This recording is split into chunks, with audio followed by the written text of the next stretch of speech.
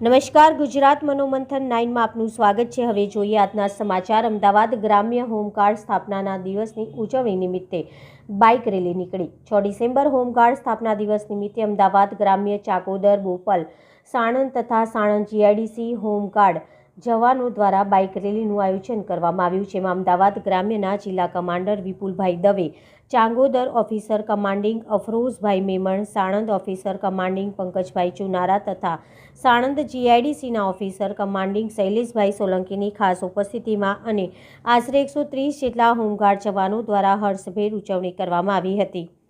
जब तक सूरज चांद रहेगा, होमगार्ड देश के लिए तैयार रहेगाના સૂત્રો સાથે વિવેકાનંદ બાઇક રેલી ચાંગોદરથી નીકળી બોપલ થઈ સાણંદના લેખંબા ગામે આવેલ રામકૃષ્ણ મઠ ખાતે સમાપન થઈ હતી। હેડ ઓફિસ ગુજરાત મનોમંથન 9।